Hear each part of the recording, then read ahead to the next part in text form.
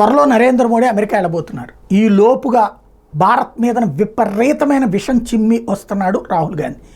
ఎవరెవరితో మీటింగ్ అవుతున్నాడు? ఒకటి, సిక్కులు ఈ దేశంలో స్వేచ్ఛగా లేరట, ఈ దేశంలో మత స్వేచ్ఛ లేదట, ఇక్కడ ప్రపంచంలోనే విస్తృతమైన విపరీతమైన విచ్చలవిడి మత స్వేచ్ఛ ఉన్న దేశం ఇక్కడే.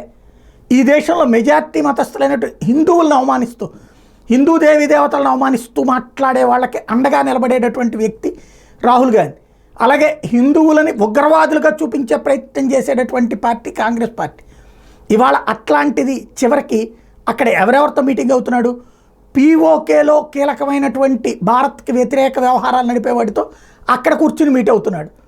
అదే సందర్భంలో బంగ్లాదేశ్లో భారత శత్రువులతో కూర్చుని అక్కడ మాట్లాడుతున్నాడు రాహుల్ గాంధీ. అట్లాగే అక్కడున్నటువంటి సిక్కులు ఎవరైతే రెచ్చిపోతున్నారో అలాంటి వాళ్ళకి భారతదేశంలో సిక్కులకి స్వేచ్ఛ లేదని మాట్లాడుతున్నాడు రాహుల్ గాంధీ.